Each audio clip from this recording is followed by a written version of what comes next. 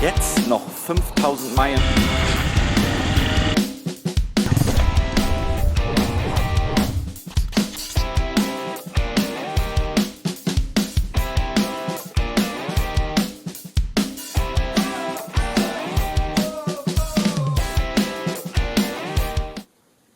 Wir haben Samstag, den 29.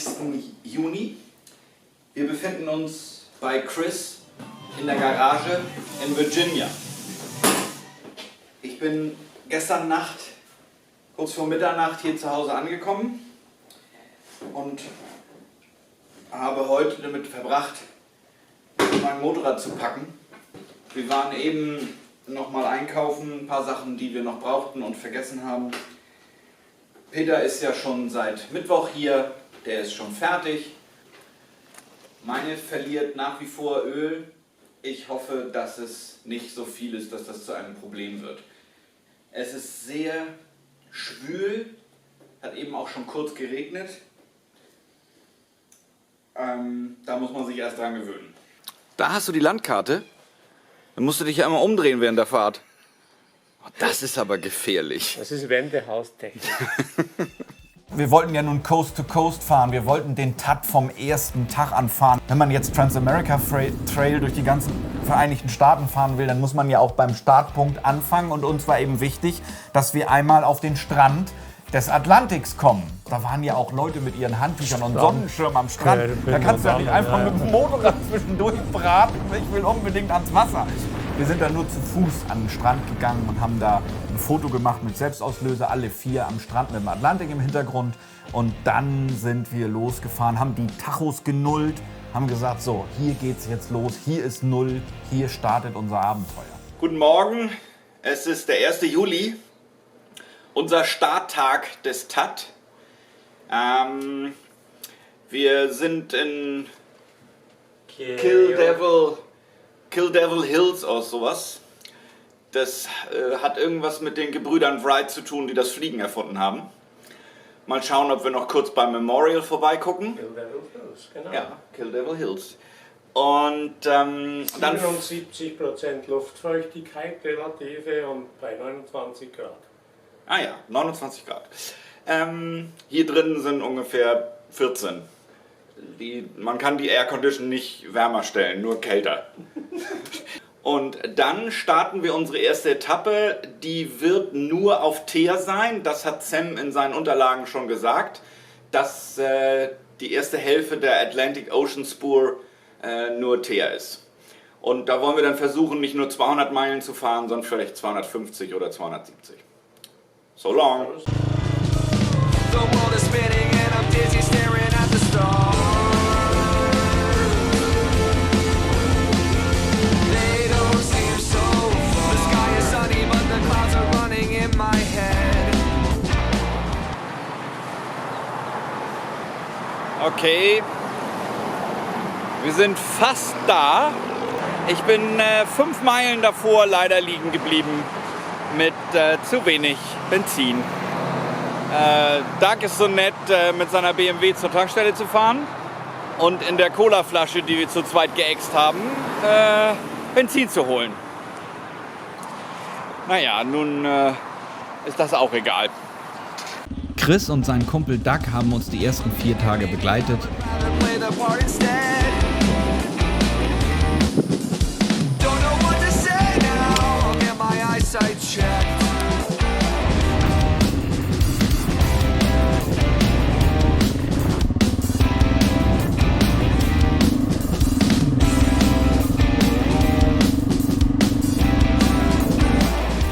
Staples of road: Mountain Dew, because we're in the mountains, and teriyaki beef loin beefsteak. Is it good this time? It's okay. Right. And what else? Ah, you have French fries, cold. No, French fries. Those are handicap hot These fries. are handicap hot fries. And Handicap was a very popular English cartoon. A bumbling, lovable fellow. Now you can get them in a bag. Hot frites, do you say, right? In German? Hot frites. No. We say mainly pommes. Go ahead. Dark side. This is the bright side.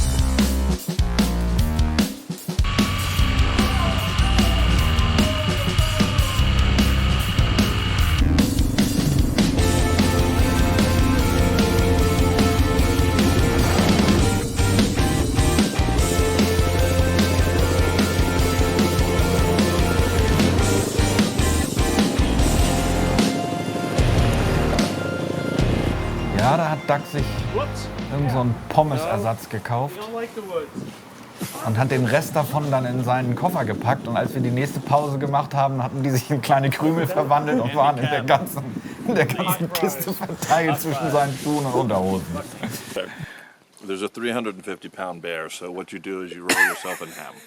Then he comes for me. I'm gonna sacrifice myself.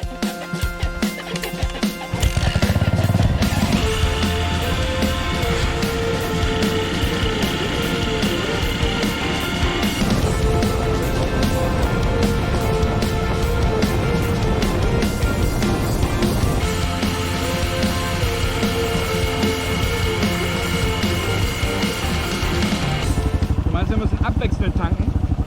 Damit immer der eine mehr hat als der andere. Okay.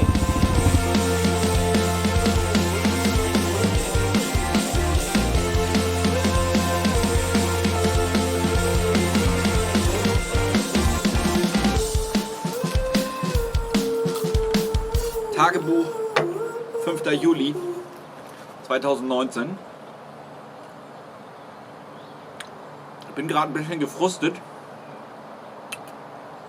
Peter und ich sind in einem Motel, in einem America's Best Value Inn in Canton, 30 Meilen südwestlich des Blue Ridge Parkways. Wir sind also das letzte Stück auf diesem Blue Ridge Parkway gefahren. Das war sehr schön, der ist sehr hoch. Wir waren, glaube ich, auf 5500 Fuß. Tolle Ausblicke und wir wollten eine Abzweigung nehmen, die in den Tracks von Sam eingezeichnet war, aber da war eine Schranke, die uns den Weg versperrt hat. Und da wir in Zeitnot sind, haben wir gesagt, wir fahren auf dem Blue Ridge Parkway weiter, bis wir wieder in die Ebene kommen und uns ein Motel suchen. Motelsuche gestaltete sich schwierig. Es waren zwar viele Motels da, aber die wollten alle $150 haben für so ein Zimmer. Und während wir so rumtelefoniert haben und geschwitzt haben, wuchs die Bereitschaft, die $150 zu bezahlen, weil der Campingplatz wollte uns gar nicht haben und alle anderen Motels wollten entweder auch $150 haben oder uns nicht haben, weil sie kein Zimmer hatten.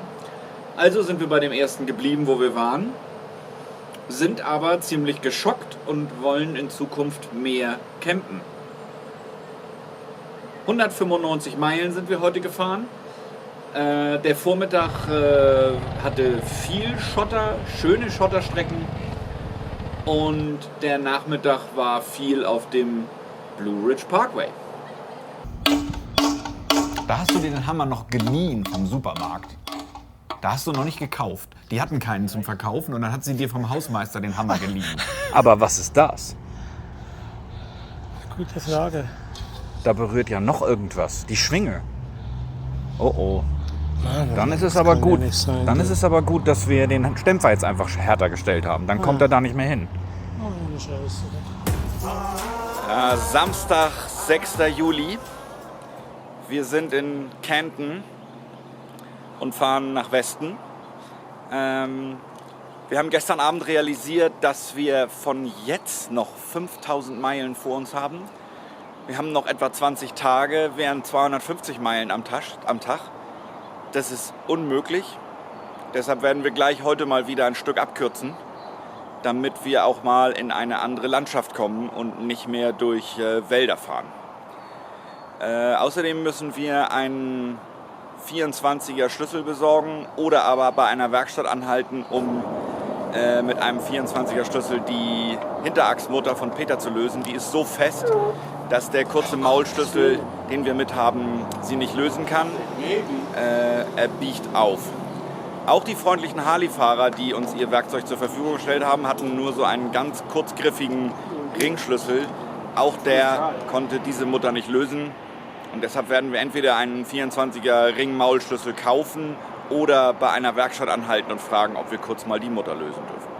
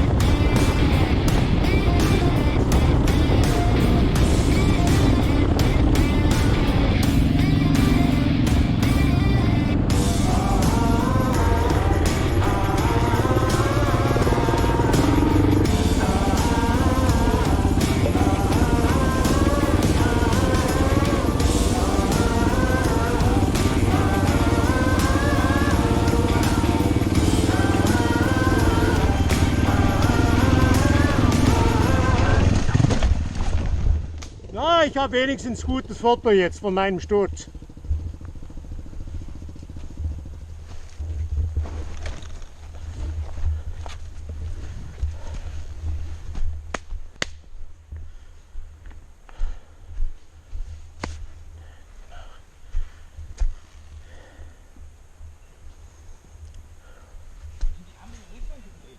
Einfach weggerutscht. Benzin-Nasig.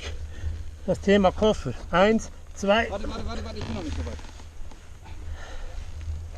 weit. 1, 2, 3. Ich glaube, wir müssen sie nach vorne rollen zu mir. Ja, ich habe sie jetzt auf dem Oberschenkel. Ich auch. Du hast noch einen Gang drin wahrscheinlich, ne? So. Jetzt rüber. Aber Kannst du die Kupplung ziehen? gezogen. Oh, jetzt Sehr gut. ist sie fast ein bisschen schnell. Ich war vielleicht zu schnell. Hast du mal eine Ich Seitenstände? gehe auf die andere Seite. So. Jetzt haben wir das auch mal schon gefilmt. Ich muss es nicht ein zweites Mal machen. Da hatte ich dann schon auch ganz zwischendurch ganz tüchtig Selbstzweifel, ob man das schaffen kann. Auf der anderen Seite hatten wir auch gar keine andere Wahl. So, in diesem Hohlweg ist Peter gestürzt. Also gestürzt ist auch fast übertrieben, umgekippt. Und ist sehr froh, dass die Kamera lief, sodass er das drauf hat. Dann braucht er das nicht nochmal machen. Dann hat man das praktisch gleich erledigt. Hingefallen, gefilmt, gut. Wenn es damit dann für das einzige Mal oder beim einzigen Mal bleibt, dann sind wir damit zufrieden.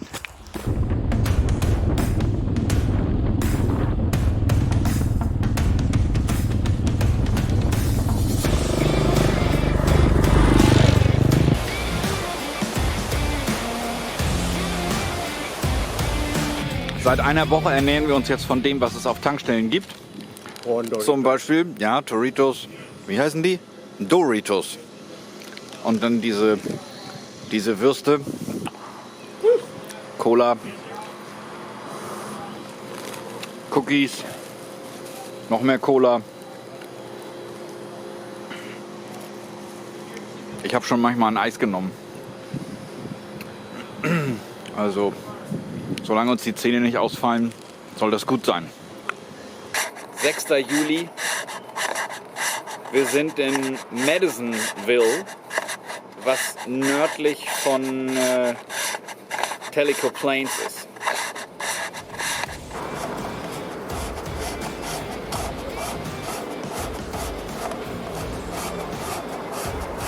So, das ist die Kartenrolle 3 von 9. mit Tennessee und die ersten Blätter Mississippi. Mississippi, genau.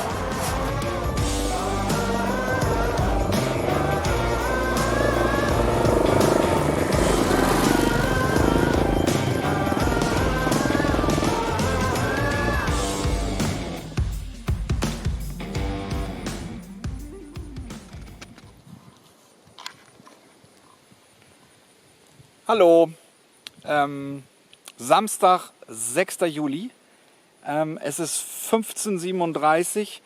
Wir haben 153 Meilen bisher.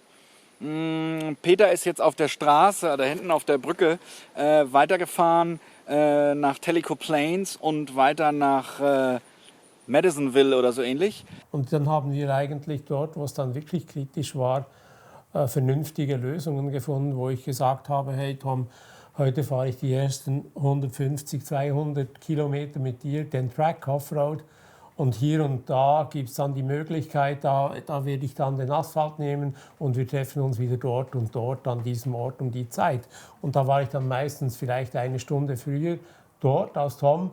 Eben, wie auch schon es passiert ist, zwischendurch trotzdem auch Offroad gefahren, weil mich das Navi so gelotst hat. Aber es ging vielleicht ein bisschen direkter und es waren nicht mehr diese fürchterlich, die haben auf die Psyche geschlagen, diese fürchterlichen Kurven. Peter hat also jetzt noch etwa, ich schätze mal so 40 Meilen vor sich.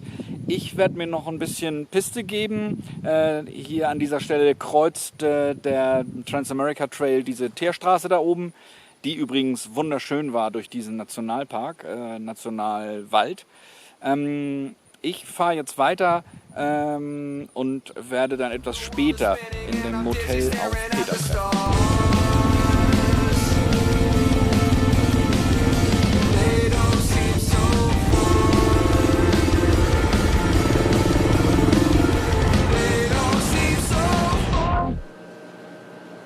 Mit diesen neuen Ausrüstungsgegenständen konnte Peter also nun heute seine Kette spannen und seinen bei dem Sturz verbogenen Träger richten, also den Kofferhalter, der hier verbogen war auf dieser Seite.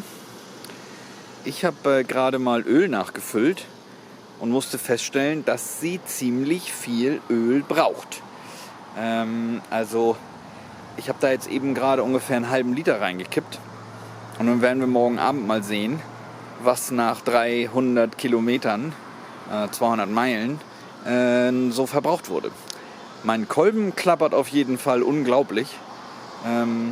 Das hört sich nicht schön an, aber im Moment funktioniert es noch einwandfrei. Und ob sie das Öl wirklich verbraucht oder vielleicht hier unten irgendwo auf die Straße schmeißt, das kann ich nicht sehen. Sie macht auf jeden Fall keine Tropfen auf den Beton.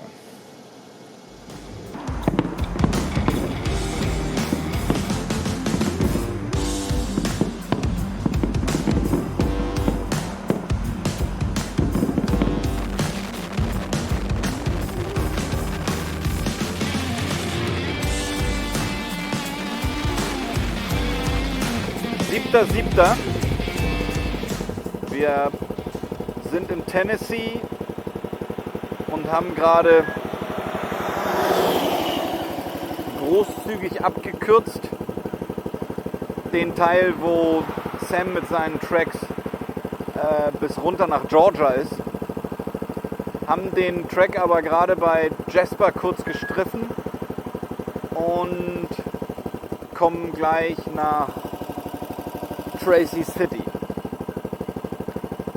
Wir sind in den Regenschauer gekommen. Peter hat kurz angehalten, um 10 von seinen 13 Lüftungsschlitzen zuzumachen. Die letzten 3 hatte er noch zugelassen, weil er noch eine Reserve haben wollte, falls es etwas wärmer wird. Im Moment sind die Temperaturen aber völlig in Ordnung, zumindest beim Fahren. Wir müssen nur gucken, dass wir hier zwischen den Regenwolken gut durchkommen, was uns hier jetzt gerade ganz gut gelungen ist. Ich wundere mich jetzt gerade, warum es so lange dauert, 10 Reißverschlüsse zuzumachen. Aber Vielleicht hakt ja einer. Sieht auch schon viel besser aus. Möchtest du gerne anhalten und da die Lüftungsschlitze aufmachen? Doch nicht, die kann ich im Fahren auftun. Okay, dann los.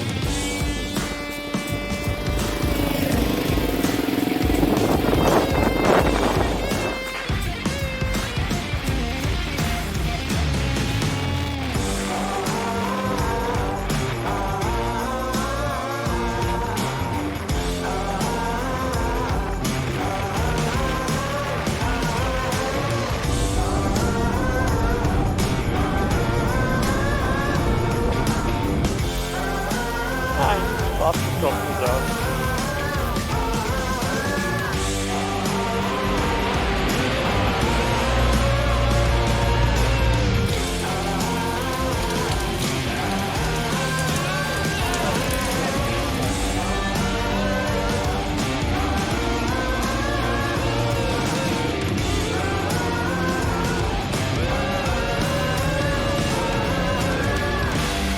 Da kommt jegliche Motivation fürs Camping abhanden, echt.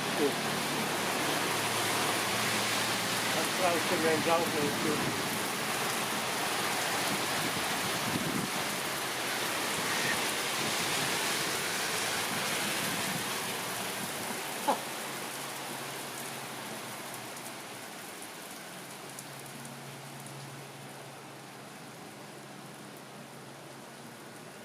Und deshalb sind wir schon wieder im Motel.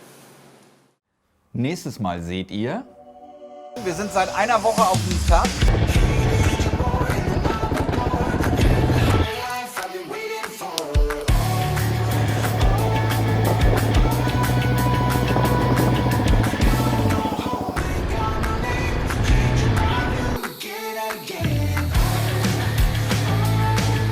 Peters lustige Tablettensammlung.